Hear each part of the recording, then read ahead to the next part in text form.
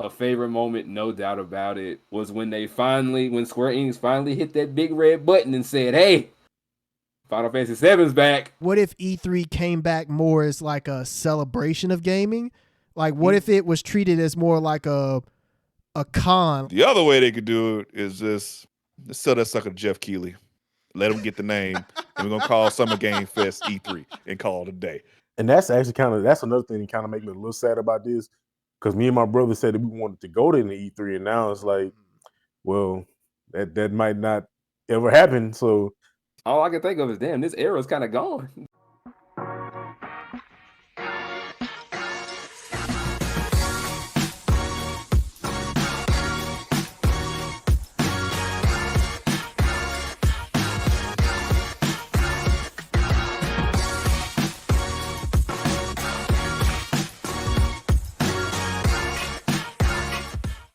Yo, what's poppin', everybody? I want to welcome y'all to the No Level Cap podcast. We back once again with the crew.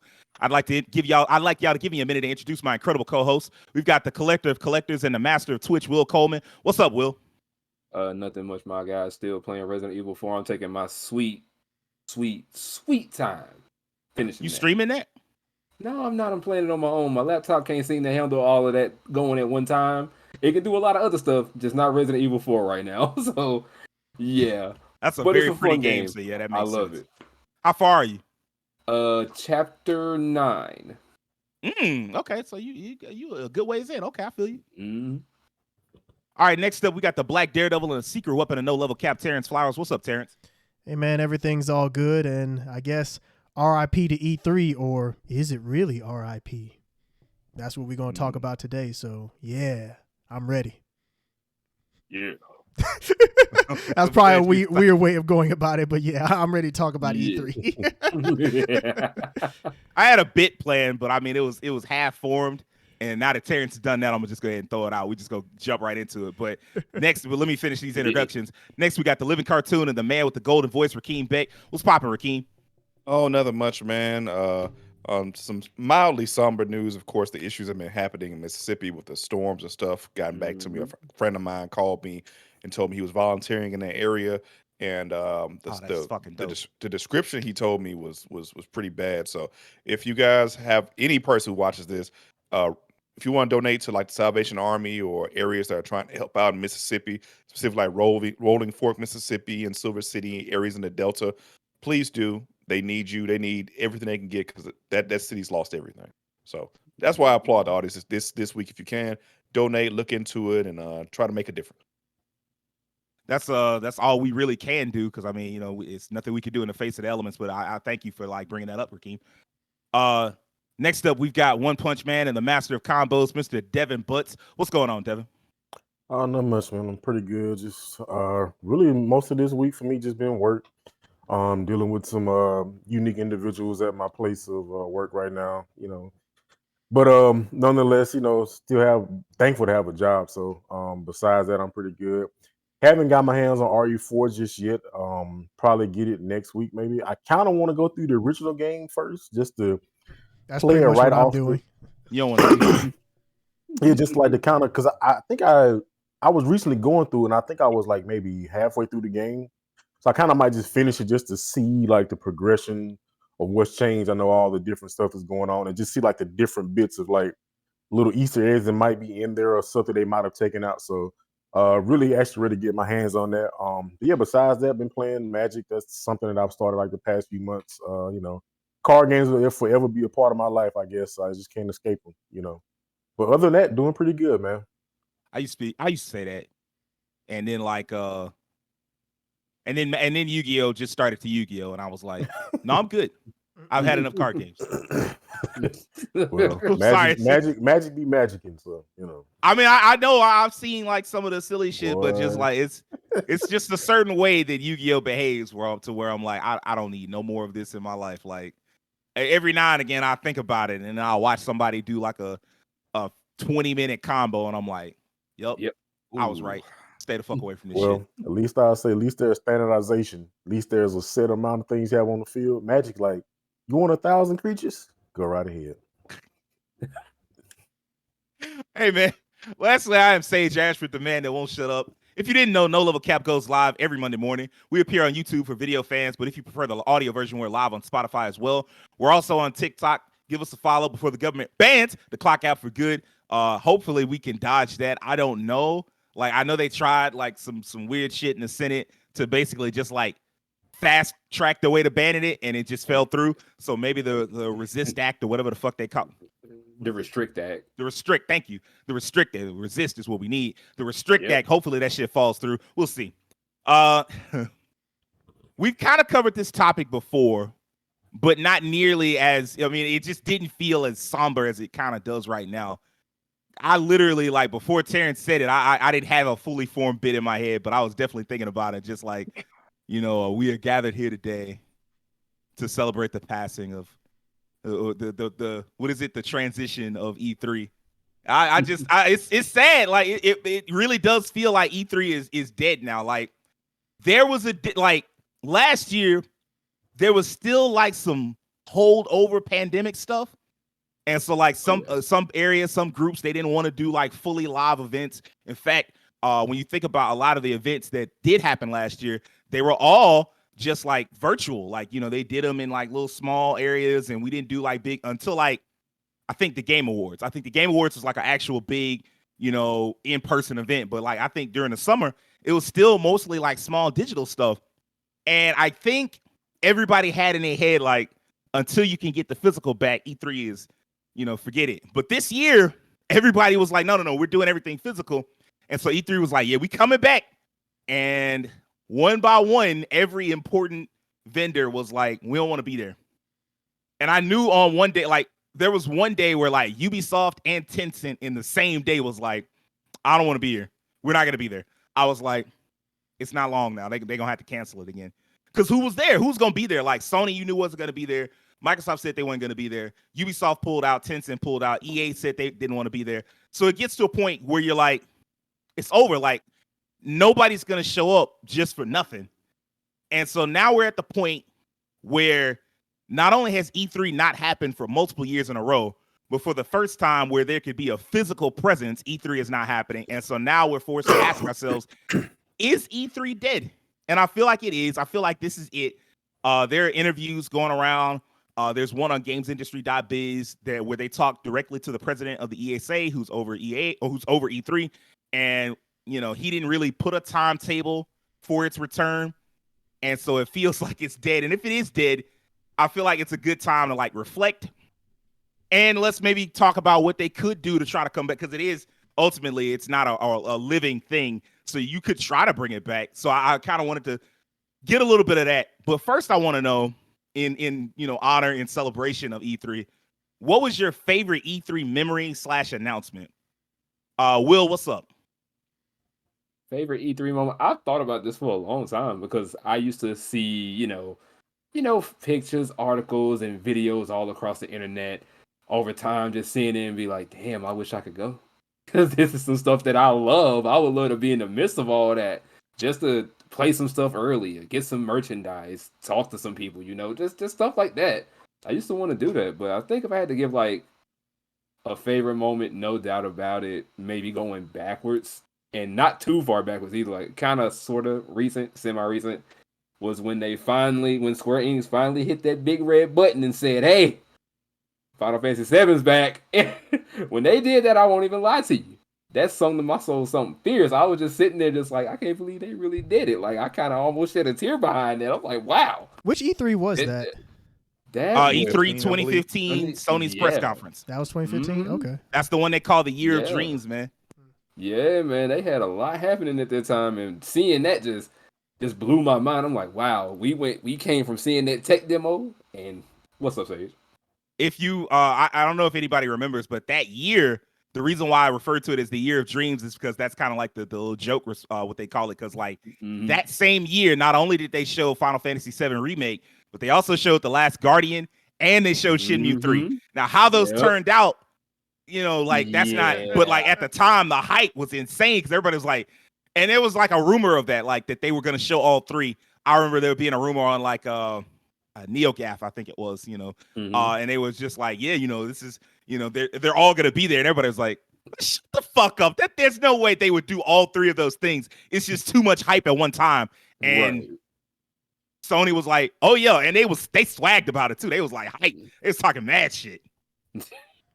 They did. So yeah, that's my big memory, and that's a lot more that I could probably just pull back on and probably reach at. But that right there just stands out to me because it brought back something so beloved to a lot of people, and just aside from like what they did beforehand, where they hit us with the live stream on screen, but it was just, oh, here's OG Final Fantasy VII remastered or remade on your PS4s. Hey, they had Oh fun with yeah. that. That's a meme too. Like there was Same game 7. Remember that, Devin? You too can play same game 7. Same graphics, same controls, same everything. That's also a meme because they had like the president of Square Enix at the time come out there, and I think it was at PlayStation Experience back when they still did those, and I think it was the prior year, like PSX 2014. They had a moment where like he came out there and was like, yeah, you know, come play Final Fantasy VII. No. I ain't said nothing about no remake. The same one you grew up on, come play it. And there's this meme of him being like, you can look it up, of him just laughing, just going backwards, like, yo, why would you do that? And of course he knew the whole time, like, oh, we gonna reveal that later, but she ain't getting it right now, so I get to fuck with y'all. So it's a great moment. Rakeem, what was your favorite like E3 announcement / memory? So I got two. So I would say remake as well was a big one for me. Because FF7 is one of my favorite games of all time. But one that stuck with me was I think it was the very next year, God of War. When it was like the new review for God of War, the one that came out in 2018. That stuck with me because for many, many years between God of War 3, the one in between there, which is Ascension, and then there was nothing for God of War for a while, and Ascension was not well received because it was a spinoff game. I really wondered and pondered on the future of that franchise because of how God of War 3 ended. That felt like a really final game. Like it was like, this it. The world messed up. Kratos has ended his own life. Pandora's box was open and like hope was brought back into the world. Where do we go from here? So the answer was we go a completely different direction. That's what the answer was. And when I first saw the trailer, I think they showed Atreus in the cabin first. And I remember it vividly, the shadows in the background. And you just saw the outline of him. He walked up real slow. And I remember exactly what I said when I was watching. I said, welcome back. So yeah, that memory stuck with me because I was so hyped. And obviously, I've been on this podcast and talked about God of War Ragnarok and God of War 2018. Those are my favorite games of the last and current generation. And it turned out so well. So from beginning to end, literally from this announcement to its release, I think they did a great job. And that announcement was awesome. So stuck with me. And then my other fond memories of E3 was always the Ubisoft conference. I just felt like that was a period of time for a few years. I don't know, it was like between like what, 2013, 2017, 2018, maybe. Yeah, that's gonna be around about Yeah, they were really the hype train they built with their trailers and announcements and leaks. They would leak a screenshot here. The working title would all of a sudden come out of nowhere, and then it have this awesome presentation. Now we can talk positively or negatively about the Watch Dogs presentation and the infamy it's famous about. But at the time when it was released, when we first saw it, we were like, this is the coolest freaking game I've ever seen. This is truly next gen. And I remember I always would be eager to see what Ubisoft brought every year to like the Assassin's Creed games they brought out, how they would look different this year, where they would go, what country would it be in, the setting and the world building. And Assassin's Creed Origins being in Egypt was like a really big one for me because I really loved that game. And I kind of missed that era where like, was it like on what, Sunday afternoons? That's usually when Ubisoft conference was? Yes. Or during the Microsoft no. Actually, conference? it was Monday afternoon. It was always Monday afternoon. Monday afternoon? Okay. I really missed that feeling because I was just wait, what's Ubisoft got this year? Because I think they might have had the best game, but they gonna damn sure had the best trailer. And I kind of missed that little era of E3, man. It's like a pocket of my memory in college. similar to like Evos and things like that. That just stuck with me, and I'll never forget. So those are my fond memories of the E3 back in the day. Man, when you brought up E3 2016, I talked about just when Will brought up Final Fantasy VII Remake, how E3 2015 is, some people refer to it as the year of dreams. Man, E3 2016 was so much better. Like, in a way, it kind of broke Sony because they released, like, I don't know if y'all remember what all was at E3 2016. I looked it up real quick while Rakeem was talking. That list is insane because I remember the one other game that was there, and I was like, what else was there? So Horizon hadn't come out yet, so they had a trailer for that, but we'd already knew about that. But then they also showed off Days Gone, Detroit Become Human, Resident Evil 7, Death Stranding, and Spider-Man. Like, holy shit. Like, they went all out that year. They was just like, oh yeah, everything else that we have coming out for the rest of the generation, we're just going to show it to you now. And the upside of that was that it was just so exciting to see that many new IPs, that many big AAA games at one time. That was super exciting. The downside to that was that they literally showed us just about everything they had left.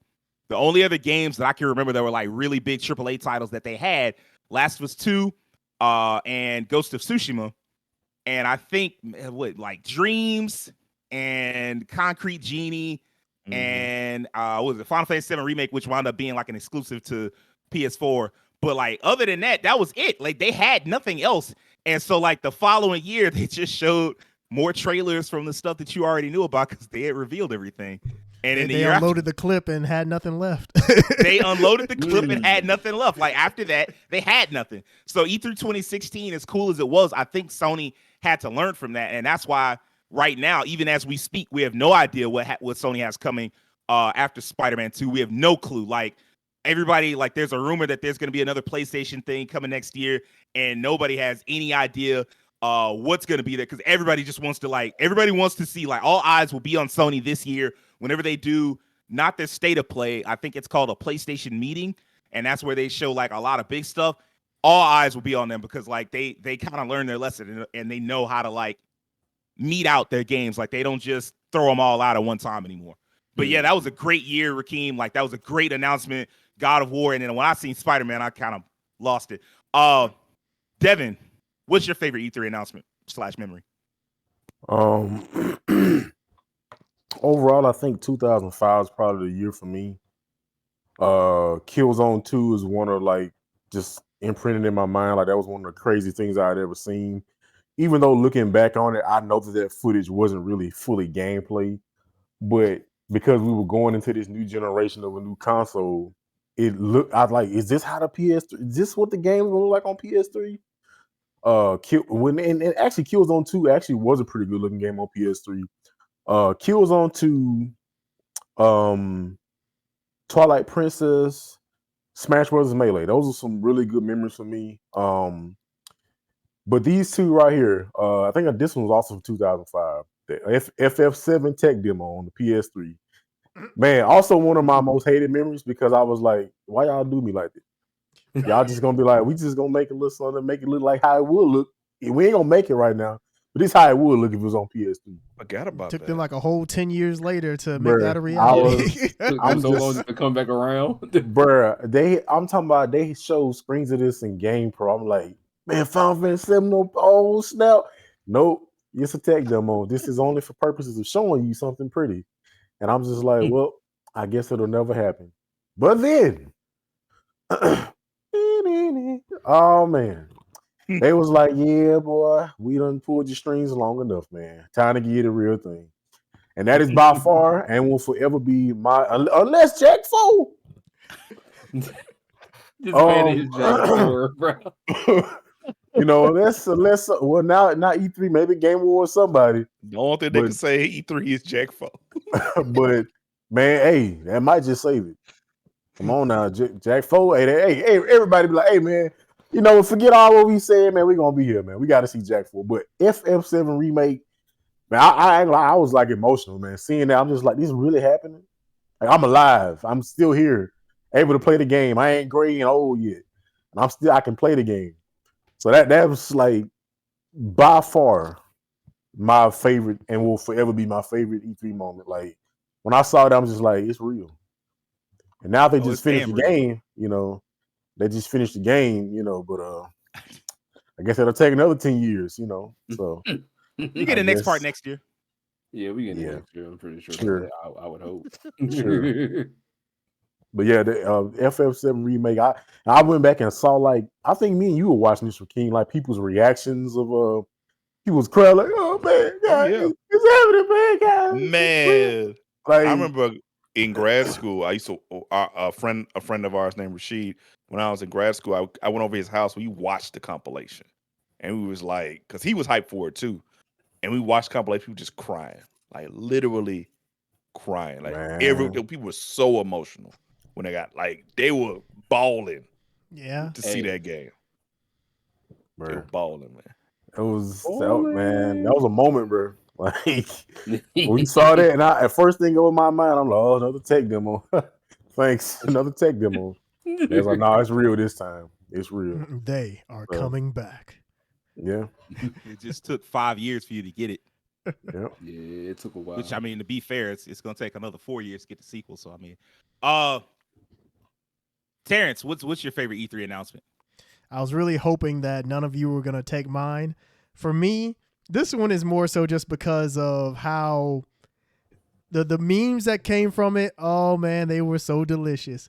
It's E3 2013 when Microsoft Caffeine? announced that Oh. there was essentially going to be DRM on the DRM. Xbox One. Oh, And then PlayStation turned around with the PlayStation 4 and they how to made borrow a game? Yeah, it's like, there you go. Just share it. Just give it to the other person. That was it. And the internet lit up after that after that moment. That was a great Oh period, my man. goodness, Wow. the memes from that. Oh man, it was hilarious. That was arguably when Sony won.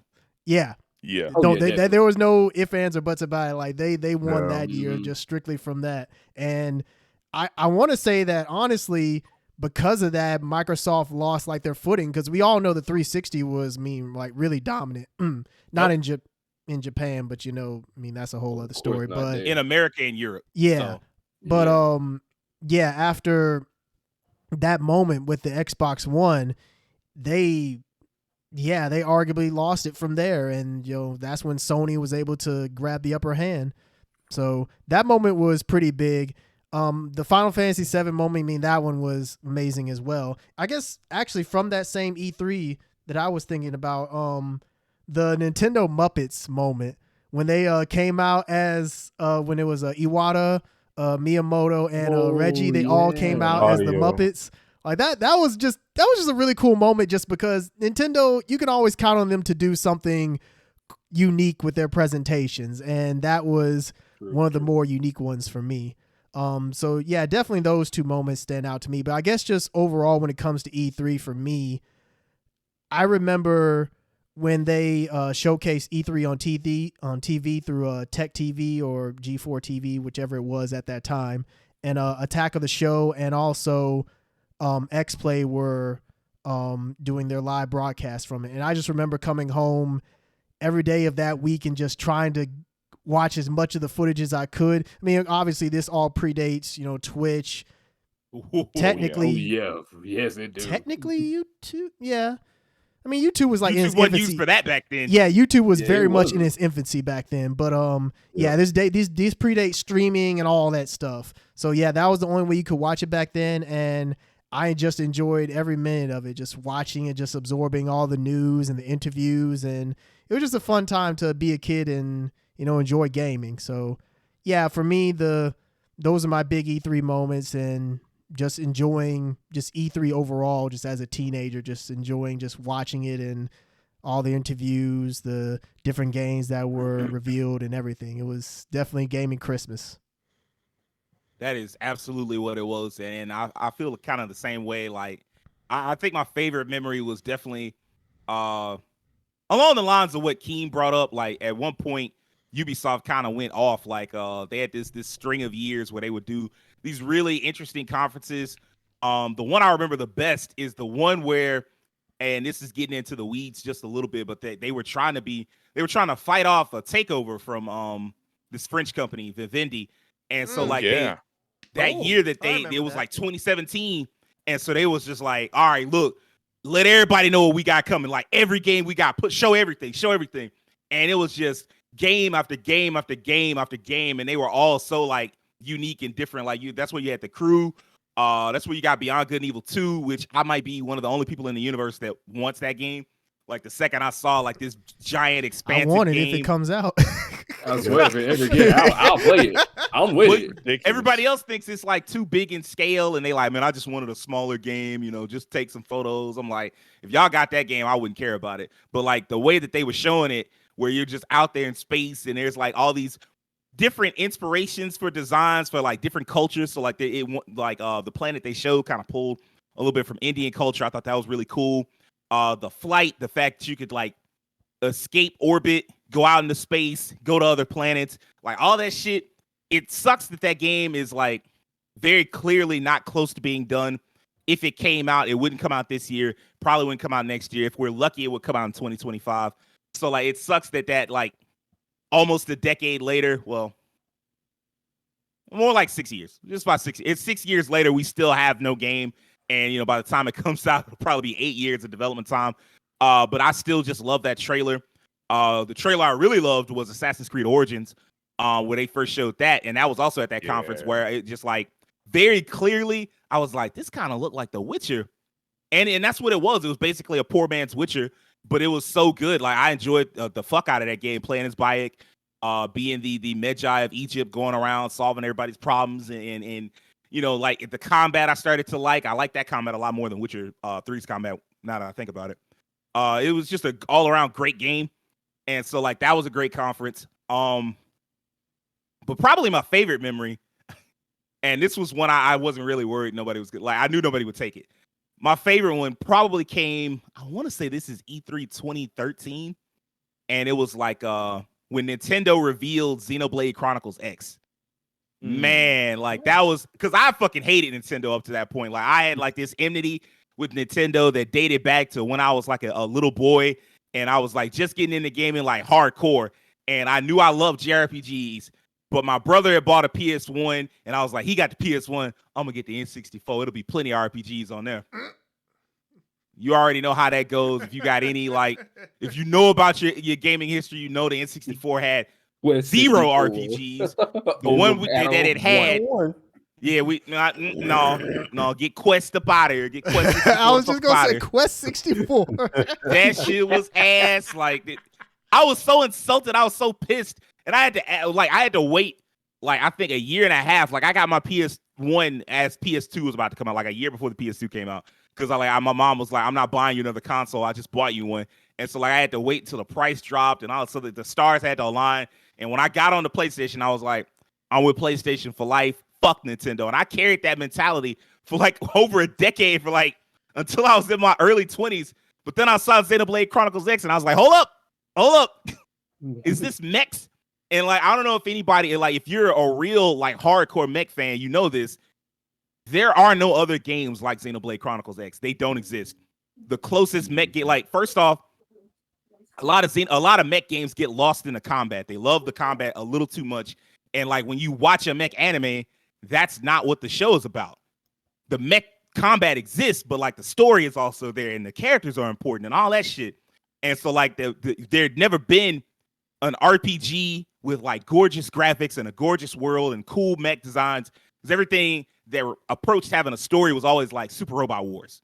And Super Robot Wars is just going to be like these chibi designs and like a flat map, turn-based, not just turn-based, but like tactical. It's fun. I played Super Robot Wars 30 and I loved it, but it's not the same. Like they don't equal out to Xenoblade Chronicles X. Like there's no other game like it. And I knew the second I saw it, I said, if they can deliver on this promise, this is going to be one of my favorite games ever. Sure enough, when it came out 2 years later, it was one of my favorite. It's still one of my favorite games of all time.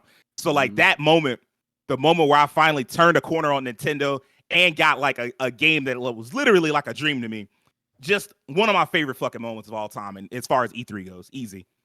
Okay. So let me ask y'all this. Is there anything E3 can do to make a comeback? Right now, it feels like they're dead. Like it feels like you can't do anything with that brand, because they had a lot of problems. Like right before the pandemic, they had this thing like Terrence, do you remember this when they had the data leak? And like all the yeah, I do remember that. They had like a bunch of like journalists and like other people, creative people. They data just got out. It's like, yo, man, what the fuck is this like? And that was a big issue, and they just kind of tried to like gloss over it. And the gaming world was like, no, you're not. And I feel like there would have been consequences for them even if the pandemic hadn't happened. But like it did happen, and that kind of hurt them. And then they tried to come back as if nothing had happened. And so you're like, okay, well, like that didn't work out. Like now that everybody's trying to figure these other things out. So it's like, I don't know. Like, Terrence, what do you think? Is there anything they can do to make a comeback? I feel like E3, if it were to come back, it can't come back in the same way that it was before. Like, it can't come back in the way that we know it. Like, the whole idea of E3 being this thing where pretty much how I described it before, gaming Christmas, or like this event where all these reveals happen. I don't think it can exist as that anymore. I don't know. When I was thinking about this question, I thought about what if E3 came back more as like a celebration of gaming? Like what if it was treated as more like a con, like a regular con, kind of like your Comic Con, your Dragon Con, stuff like that. What if it was treated like on that scale of just a celebration of gaming instead of this event that's all about big reveals and big pretty much just about big reveals and about all the big companies. So you want it to be there. Like the gaming equivalent of San Diego Comic Con.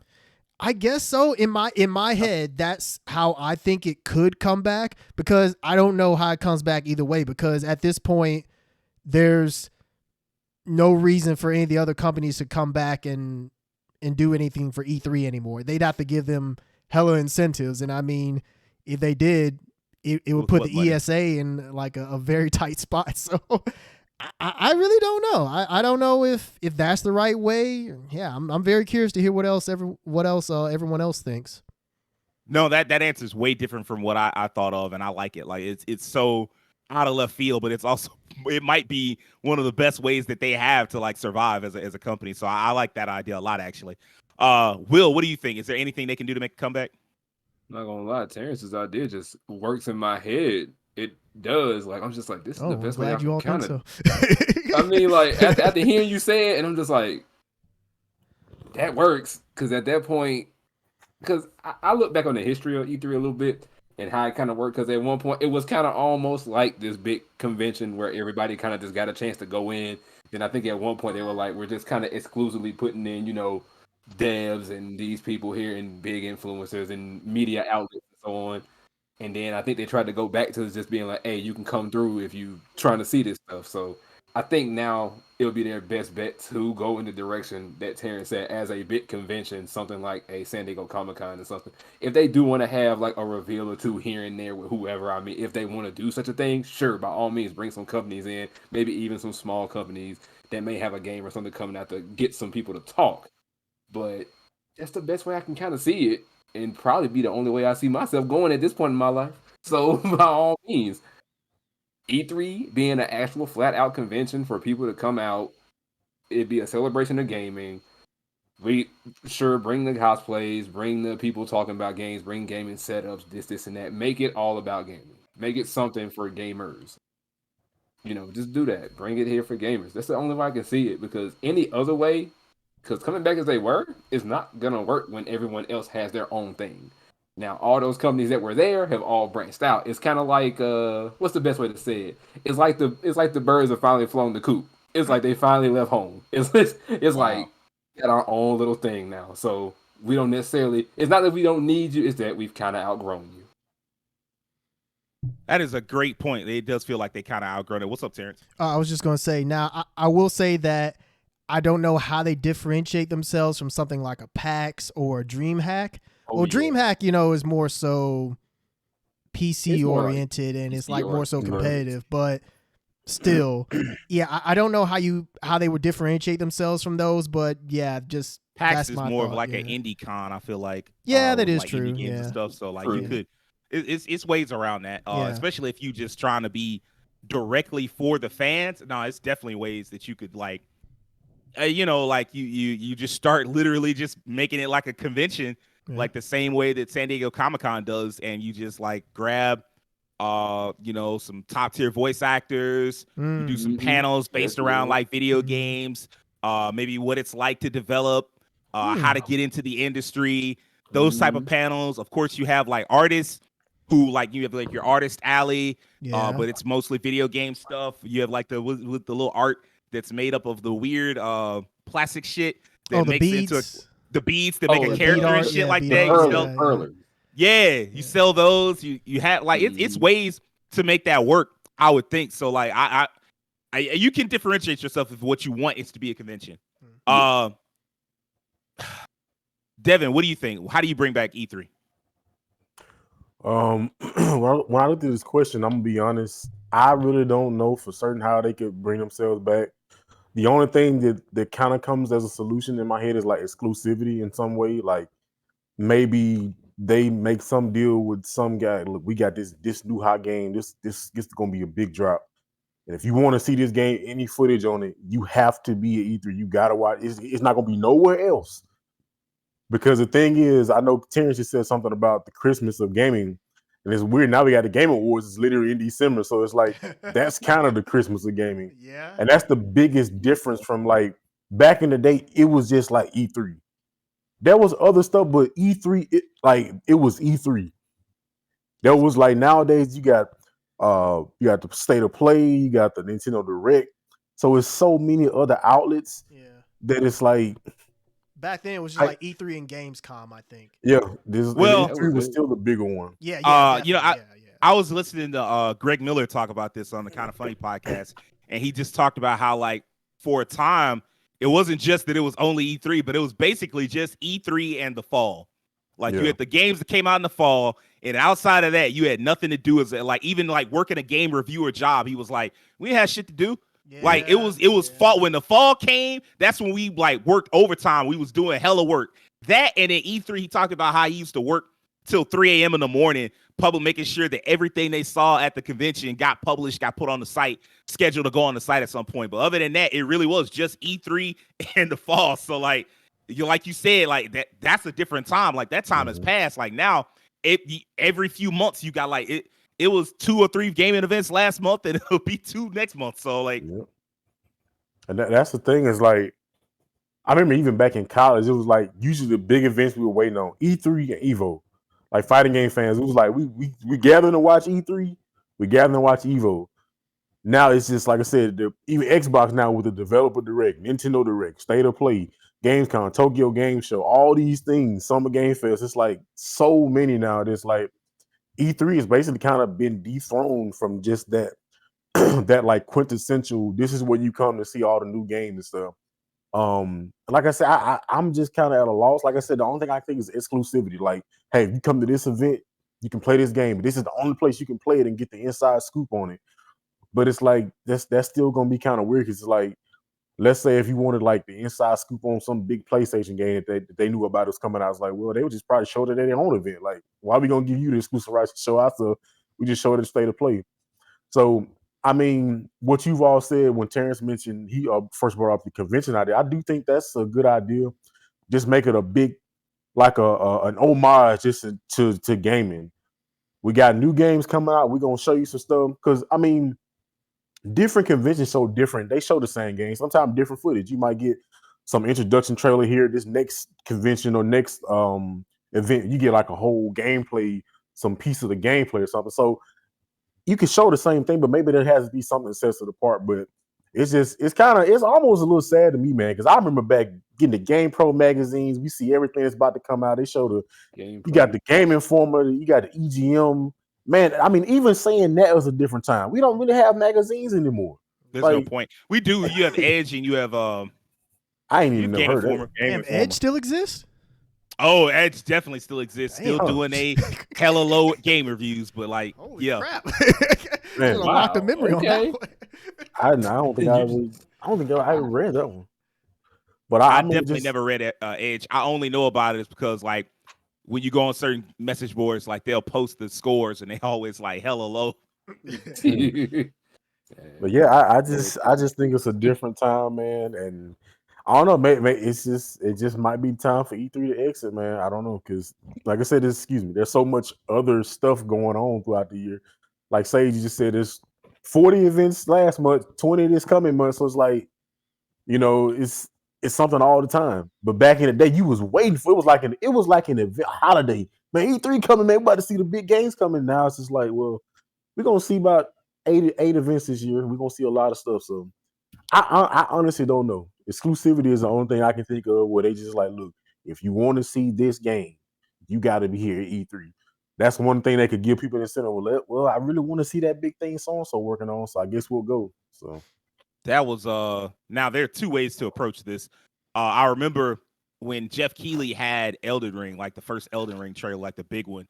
When that rumor got out that he had it, everybody was like, I guess I gotta watch Summer Game Fest. Like there's no way around it now.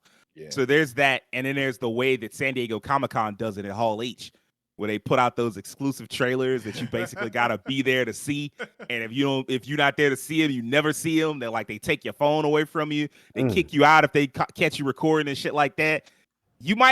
You could try that, but I feel like the gaming world would burn E3 down, metaphorically, if not physically. God, I hope not physically. But like, I don't think gamers would take well to that Hall H bullshit, because I've always thought Hall H was kind of some bullshit. Because like, it'd be one thing if it was easy to attend so long as you could afford it. But like with San Diego Comic-Con, you often can't get in. Like the tickets go on sale one day out the month, one random day out the year, and within like a couple of hours, they're all gone. Yeah. Like the website barely working, and as soon as you try to get in, they're like, yep, all the tickets sold out, or all the 3-day tickets sold out, all the 2-day tickets are sold out. You can get in for one day. You got to pick between Saturday and Friday, and it's like, good luck. It's like, oh man, it sucks.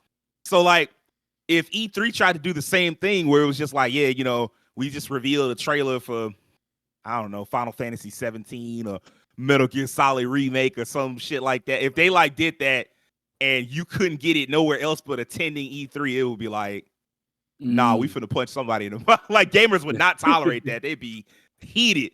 Would it probably make E3 a place to be like a target location for everybody to visit? Yes, but like, would everybody else that couldn't go, or like when the ticket sales sold out, would they be livid? Yeah, that would probably, it would make them kind of hate it. Because like, I don't know how San Diego Comic-Con gets away with it, short of before it became a nerds only con.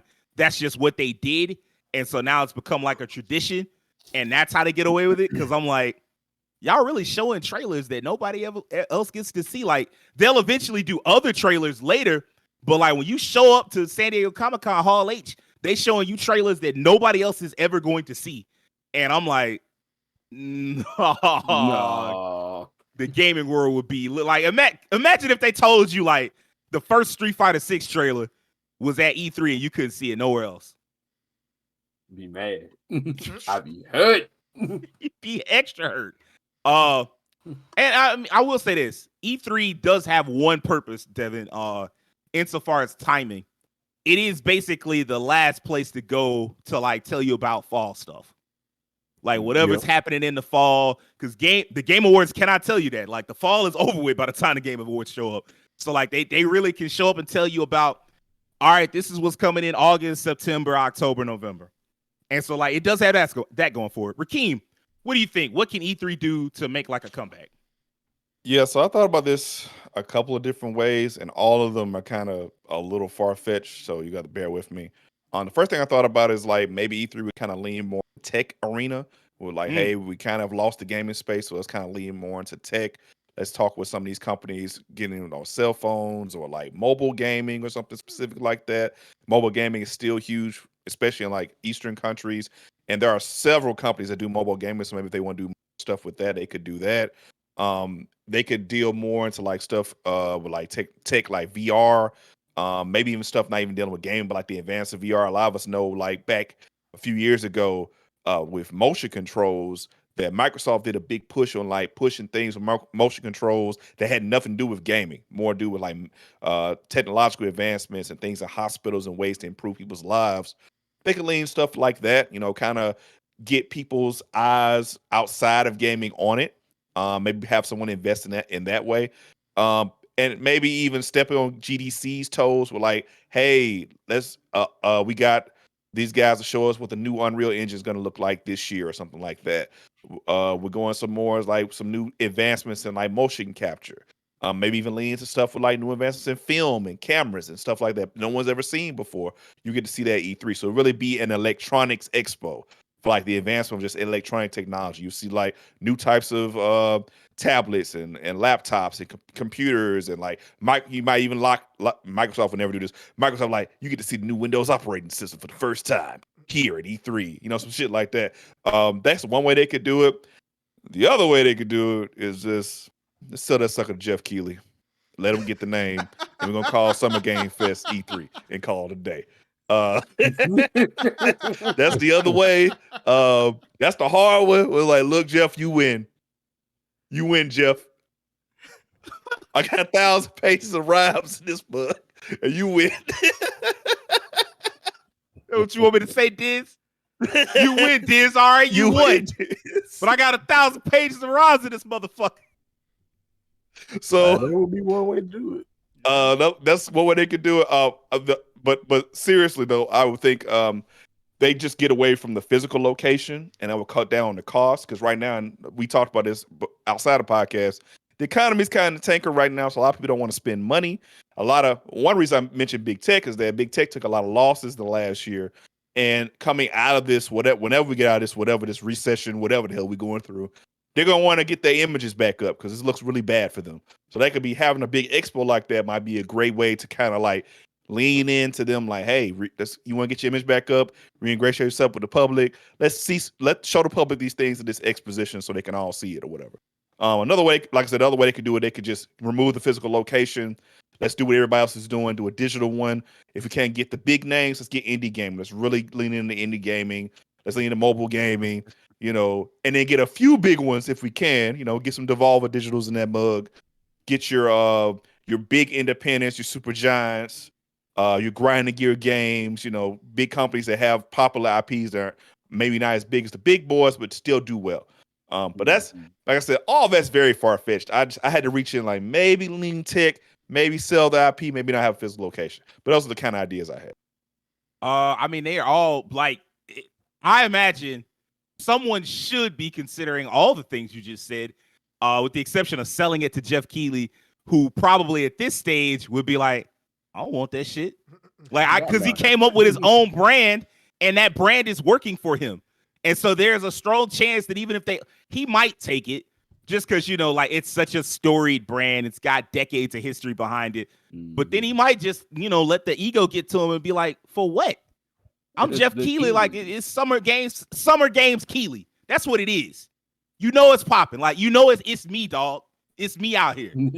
I'm the face of video game reveals now, and he kind of is. It's the Doritos Pope. Y'all was telling all them Doritos Pope jokes. Now, when you want a new game, you gotta come see me. You know, like he could, you know, let the ego get to him if you wanted to. You never know. Now, I will say this: as far as the electronics part, I feel like they did that. We just never heard about it because we didn't care. Like the electronics, like the showing a lot of different electronic type stuff. You know, it was called the Electronics Expo, so I feel like they showed a lot of consumer tech that was soon to be on the market. That was because I remember hearing about this from somebody that worked there, where they were like, gaming is actually like 15 to 25% of what E3 does, and they do a whole bunch of other shit.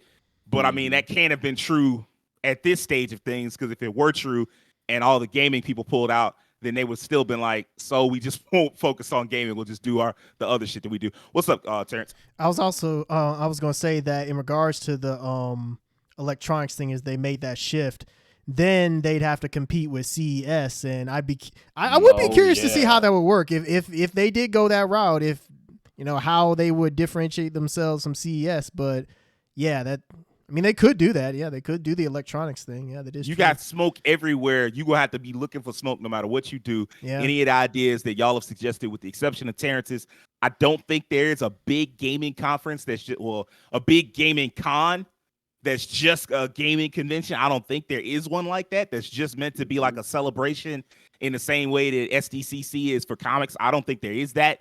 So like, there's no, like, so it's not that much smoke for that, but everything else, good luck.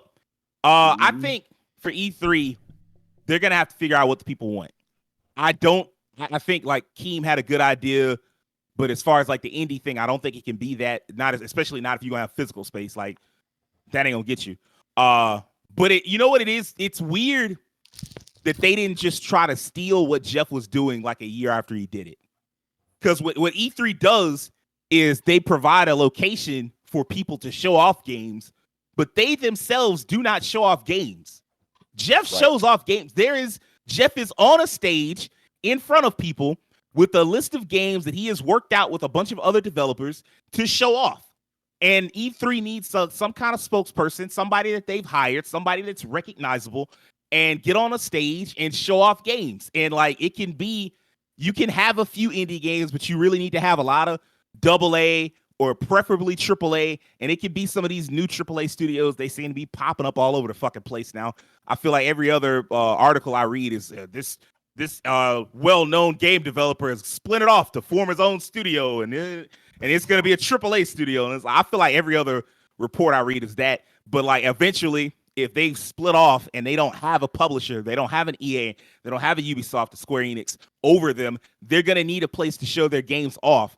And so like E3 could be that, or you could just let Jeff do it some more and just have his Summer Game Fest opening night live, whatever it's called. I think it's Kickoff Live. The Summer Game Fest Kickoff Live, you could just have that be like 3 fucking hours of him just revealing games. But I think E3, what they're going to have to do, they're going to have to do a 3-pronged thing if they're going to keep this going. You have to ask 3 questions. What do the developers want? What can you offer the press? What can you offer the consumer? Which one of those do you want to prioritize?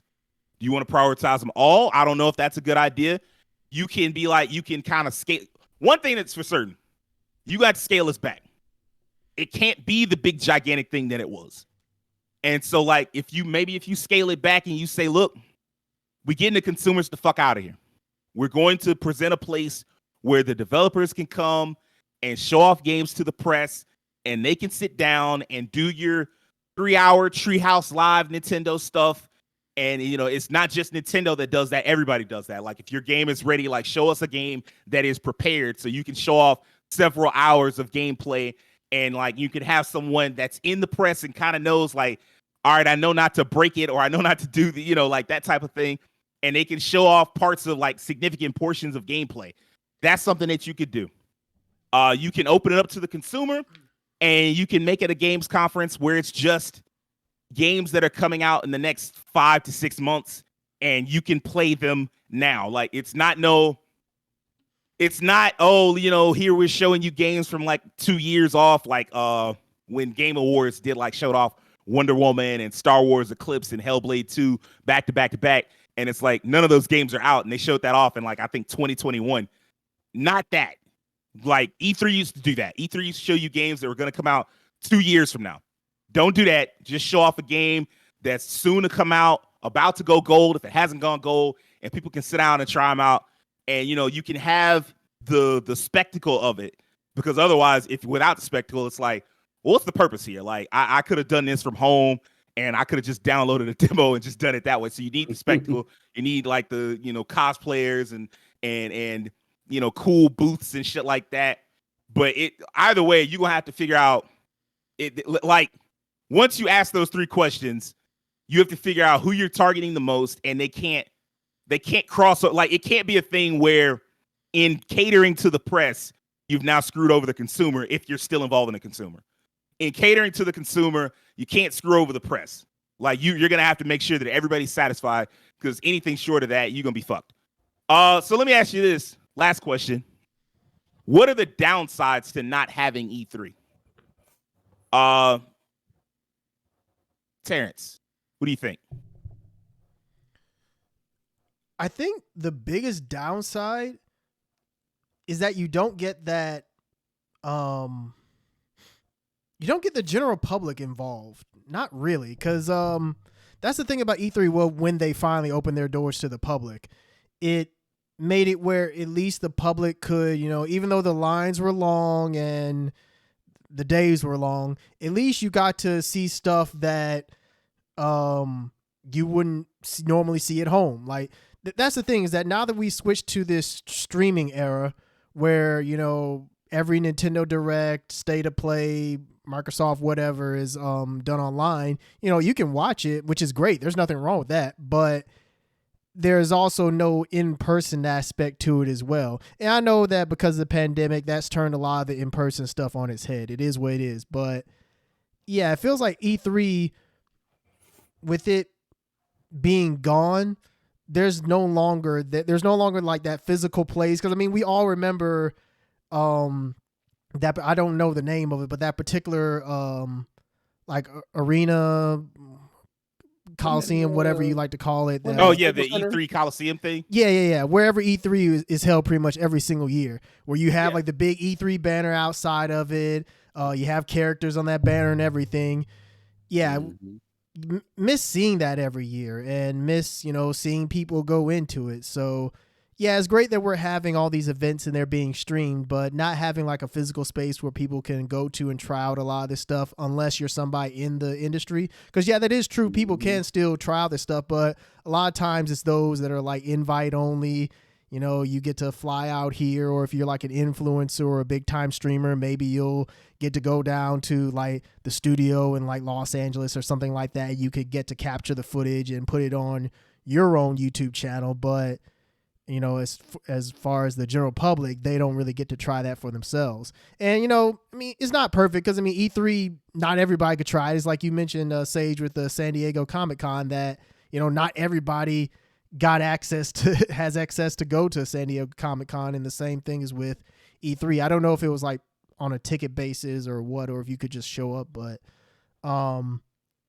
yeah, that's the only downside that's the big downside that I can think of, is that you no longer have like this space that people can like go to anymore. It's like everything is online, and that, like I said, that's not a bad thing, but missing that in-person aspect of that sort of thing, it's just something that I don't want to just get rid of entirely, is being able to go to an actual event like E3, because the general public, I guess you can't really just go to the Game Awards either, right? Like that's not something that just the general public can walk into, right?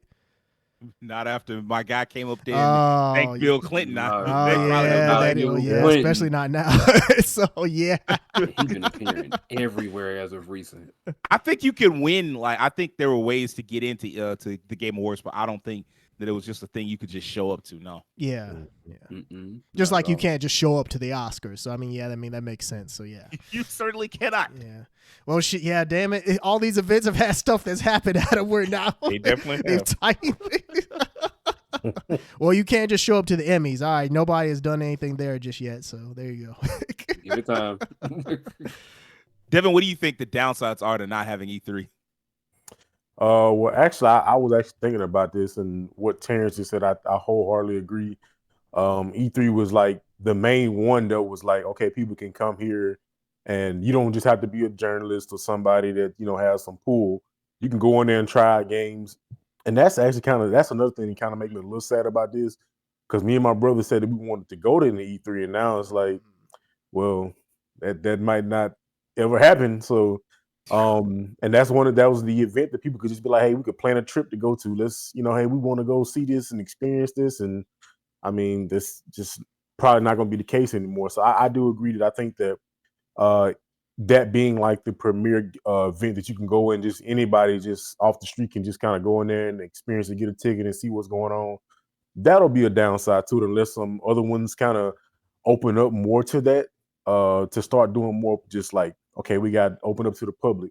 I think we'll still be fine though, in terms of just like getting, seeing new games and having these games exposed to us. Because like I said, I mean, there's just so many more events now than when E3 was like the bigger one. There was other ones, but let's be honest, even when there was other ones back along with it, E3 that's all you heard, E3. At one point, I didn't even know there was other like expos and events when E3 was happening, because it was just that big. Just like Terrence, I remember seeing like they had on the covers of magazines, you would see the big banner, like Terrence said, the characters outside, and just people like walking in. It's like there's a lot of memories, but just the times have changed. It's been like years now, decades now. So it's just like the landscape has changed. I mean, E3, I don't think I really started watching E3 until like late PlayStation 1 era. into PS2. So that's been years. Like, so it's bound to be a change at some point. But I do think that's probably one of the biggest things that not having E3 around is like a downfall of just having a place you can go. And now I'm thinking like that's even more of a good thing if we can get something just like a big convention, a celebration of games, just in general, that would be dope. So people can just come to and enjoy it. But now you gotta be somebody know somebody. Jeff Keeler, like, hey man, let me get a ticket, man. And like you mentioned, after that fiasco, this past Game Awards, it might be just like ain't no public, ain't nobody coming. Let's just Jeff on the stage. Here's the games. Merry Christmas. Jeff in the games. He'll have the thing is, sad part is he had the devs. It was just the devs, but homeboy pretended to be a dev. He was just up there with the FromSoft devs. You like, bro, whose nephew is this? Excuse me. Why are you up here? It's gonna be the Jeffs on the Stage Awards. Every award will be presented backstage. They'd be like, all right, let's make sure, or it'd just be one dude like, hey man, the entourage got to stay over there. Tell Ian Turtle to sit down. Like, only Vince is allowed up. Hey, we can't forget about Christopher. What's his name? Christopher Judd. I mean, he came up there. He can come up there, but Boy can't come up there. He got to sit down. Well, we don't know what's going on. Bro. We don't know what he might say when he get up here. Promise we don't. But yeah, I think that's the biggest downside. Aside from that, I do think it will be fine. I mean, there's no sort of shortage of anything where you see some gaming news, like Sage mentioned earlier. We have everything, like in a month, it'll be like 30 different things. You'd be like, dang, like all this stuff come out, And again, like I said, back in the day, there really wasn't any like PlayStation announcements. Nintendo, it was all at E3. Everything was in-house at E3. But now you got every company that's like the big hitters, the big three, they do their own things. Even PC got their PC gaming expos and stuff like that. So, it's it's kind of sad, but man, I don't know, man. If I would love to see E3 just come back in its former glory. Do I think there's a possibility of it? Yes. Do I think that it would probably take a lot of planning and like a lot of different like workarounds and stuff like that? Yes, but I guess we'll just have to see, man.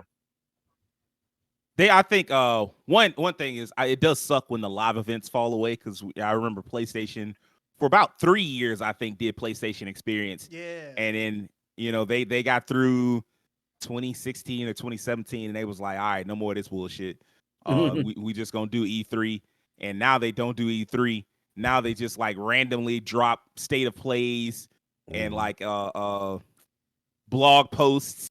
And every now and again, you might get a PlayStation meeting, quote unquote, that has a lot of shit in it. I will say this. I feel like we've already seen a lot of those downsides. Like the thing I talked about where it's a lot of events, like that shit, having events spread out over the summer or even a month is bad for like gaming. Nobody cares after a while. Like I remember in 2020 when they were like, yeah, we're going to spread out the events. They're going to be all throughout the summer. And it's like, that shit is cool for like a little bit. And then after you get past June, you realize like, I'm not used to hearing about gaming shit right now. Like, I don't want to hear about it anymore. Like I'm tired of it. And like another company is like, yeah, we've got, and then like eventually, like it's one thing when you have all the big companies and then like a few small companies at the same time. That's one thing. But when it's like, oh yeah, all the big companies already went, or at least they like the ones that are going to go have went, and the next big company won't be out for a month. Ubisoft, they gonna put theirs in September for whatever reason. But with this month we've got Prime Matter games, and it's like, who the fuck are they? And they put on the most boring show in the fucking universe, and it ends with stream over after you waste 2 hours of your life with nothing. It's like, man, why did I waste time with this? Like, that's a terrible idea. And even when they did it like over the course of a month, and it was like over just June, it's like, all right, man, this not it either. It's weird, and this is the sad part about E3 falling away. Like, it's almost as if over the last few years, like 2020, 2021, 2022, it's almost as if the developers and publishers all realize, like, no, there's a reason why you should all do it inside of a weekend. Because, like, I think Microsoft, Ubisoft, and Jeff Keighley's Summer Game Fest all in the same weekend, or all in like that same 4-day time span. And then there's like one or two other things that's gonna be tacked in there too. And so it becomes like this thing of like, okay, well, if Nintendo goes, that's basically everybody. If Nintendo goes and maybe you sneak EA in there, that's it. Like Sony, of course, they at this point still want to do their own thing. And unless they stop selling consoles like hotcakes, they still gonna do their own thing, no matter how many fans go like, why don't you just do your shit with everybody else? It's like, no, we're special and important, so we're gonna do our shit separate. So like, until we get that, like Sony's gonna be doing their own thing, but everybody else seems like they starting to click back up again because they realize like they're better together. Like, and even even with the shit being together, it's probably still gonna be too many events because like they gonna probably try to sneak in a wholesome direct and a future game show for the summer, and then like a PC gaming show. Mm-hmm. And I'm not gonna lie to y'all, I live streamed those all together at one point. I think in 2021. And it's grueling. After a while, the games start to run together. After a while, you just like, how many farming sims, how many roguelikes, how many isometric type shit, like how many space horror games do you have? Like, fuck, y'all ain't out. So it really needs to be targeted better. And I feel like maybe you could get like Jeff only wants to exert so much control, and I feel like somebody else needs to step in and also say like, hey man, we can't show all of this. Like, we're gonna have to pare some of this down. We show a little bit here, show a little bit there. But it's like this thing where we're like, you know, E3's WrestleMania, and at the same time as WrestleMania, you have all these like indie events happening at the same time. Like, a lot of y'all not that interesting. Like, I'm sorry, I hate to say it. Some games are really interesting at every level, indie, AA, AAA, but some games, like, you can look at them and go, what was that one game we was looking at, Keem? It was some corporate sponsorship game where they was all from different corporations and killing each other, and it was like a first-person game, and I was like, this looked generic as hell. It even had a generic name. I'm like, is this a tax write-off? Like, why the fuck did you make this shit? It just looked so basic and boring. Shooting, and like, shoot. Yeah, shoot him, shoot. Like, no, bro. Like, you gotta do something else. Like, this not it. And so, like, even like the wholesome games, like, I can only take so many farming games, bro. Like, I don't care what you do. Room Factory, you know, you can do a Room Factory style. You can do it just like regular farming style. But after a while, I'm like, okay, this still is the same gameplay loop, and it's fun. The thing that made it fun was that it was unique, and you didn't see it often. But when you see it all the time, it's like, all right, I don't need that much fucking farming. Like, it's just gonna remind me of being outside. Like, chill out. So, like, I don't know. Like, I feel like the downside right now is that it's just too many events happening at once, and they're not all controlled like they should be. Rakeem, what's up, man? What do you think? I think one big thing for me personally with the downfall of E3 is that, unlike maybe you guys, I wasn't big into E3 until I got into college. I never saw it. I never looked it up. I never looked at the conferences, nothing. Then I hit college, and I remember talking to people about it, and I finally witnessed it. I was like, oh, this is really cool. And I forgot another big one at E3 that happened was Skyrim. I forgot about that one. It was like a big one for me. The thing I missed the most is like with E3 is like the visualization of just community. It just felt like us as gamers understand that like gaming has its own little weird thing where we kind of compete against each other in our compartmentalized communities, and like the RPG communities over here, the shooting communities over here, the fighting game communities over here. And then like we'll see a game and us in our little communities be like, oh man, this is trash. Where's the RPGs? Oh, this is trash. Where are the guns? When E3 came, it was like for the first time, it kind of made me, as a guy who likes fighting games, RPGs, really pay attention to a lot of other games because everybody was paying attention to the same time. It felt like a big event that we all witnessing. And it made me realize how much bigger the gaming community was at a young age. Then, you know, when I was a kid, I was like, oh, there's a couple of us who play video games here and there. Companies make games. That's all it is. You see E3, it's like, oh, there are thousands of people here witnessing the same thing as you, who enjoy the same thing as you. And like your mind expands like, wow, this is a big deal to a lot of people. Let me pay attention to it. I kind of miss that sense of engagement and community the conversations, the online comments, looking at the comments after the videos drop. I mean, some of those things are still going to happen with their different conferences, but when it's happening at one time, seeing stuff in real time, and that's why, like, in this day and age, like stuff like reaction videos are so popular. People care what other people think about the same topics as them. When you're excited about something, it's infectious. You want everyone else to also be excited about the same thing. Whether or not they are or whatever, you still want them to at least see it. And you kind of seeing palpable excitement or disdain, because gamers show like hating stuff. That can, we can pile on that too. We pile on the hate or pile on the positive. And but it gives that big sense of community that even though we have our compartmentalized communities, we're also one big community that all want the same thing: good games. At the end of the day, I feel like just losing that just sucks. And I had we kind of had a schedule back in the day. Well, I had a schedule back in the day in college where I would love to go from like WrestleMania season into the E3 season into the Evo season. That was like my big trinity. I was the big threes every year, no matter what. That was the big three I always wanted. Shout out to WrestleMania. It's literally going on today. It happened today and tomorrow. So this is kind of ironic that I'm talking about it now. But I kind of missed that. It's kind of like Saturday morning cartoons to me. That's what E3 was. It's around that time with June, July kind of time for E3. It's my Saturday morning cartoon, my gaming conference. Get to see these cool trailers, get to see my new games. Pray that I get the games I want, gaming Christmas. It's about that time. And like, even with all these other conferences going on with the personalized ones with PlayStation, Nintendo, and Xbox and Ubisoft and all these other guys, like all that, I don't think there's anything that'll give me that feeling back. Just everything all at once and like scheduling my week around E3, running home from school, running home from work, just to catch the trailers or see what happened, things I missed. That's something that I'm gonna miss personally. And I don't think that sense of community and like engagement and conversation, I thought that's the biggest thing we're gonna miss. Terrence, you want to close us out? Oh, you mean Will? No, Will. My bad, Will. Sorry. Yeah, I'll close it out again. So sorry. Oh no, love.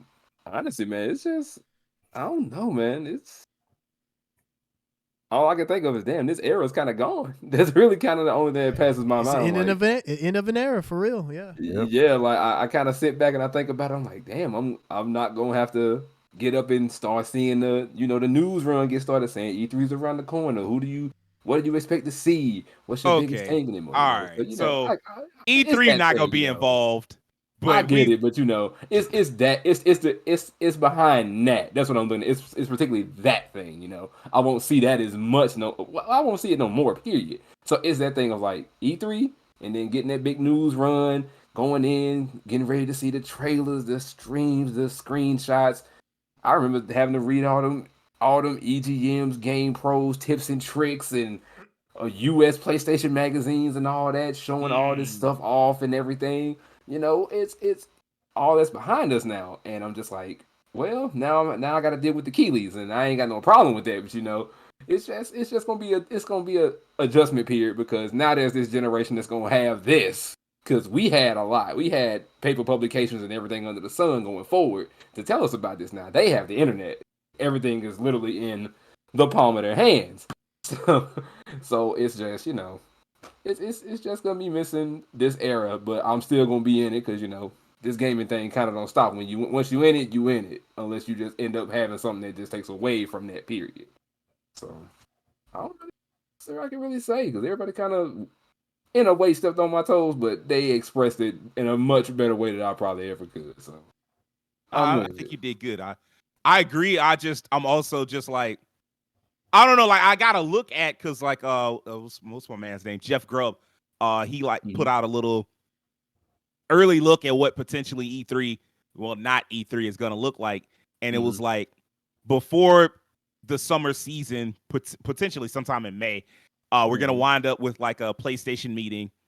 And then June 8th, I think we're gonna wind up with like Summer Game Fest kickoff. And then by June 12th and June 11th, it'll be like Microsoft show and then Ubisoft show. And it's like, all right, this is looking very similar to E3 They just didn't want to be at E3. It's sad. They want the same time slot, but not Yeah, they in the same days and time slots. They going on Sundays and Mondays, and they just like, we just didn't want to be, we didn't want to fuck with them. And some of that is like the way E3 kind of handles some of their mistakes. And what's going on, Will? What I was saying when you just said that everything's kind of lined up in almost the same way. You know what I thought about? And I think you were about to just say it, but I also think it's almost kind of like force of habit?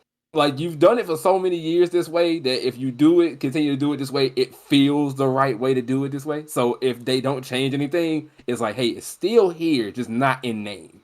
They tried to do it differently, but like it didn't work in the previous years. And so now, like, okay, I got it pulled up now. It's like sometime before Summer Game Fest, you get the PlayStation Showcase. The rumor is May. Mm-hmm. June 8th, Summer Game Fest kickoff. June 9th and 10th, apparently Jeff Keighley got some kind of Days of Play thing that he's doing, which sounds kind of familiar to E3, to be honest with you. Yeah. June 11th, you get the Xbox and Bethesda's showcase, which I'm pretty sure is a Sunday, which is when Microsoft used to go.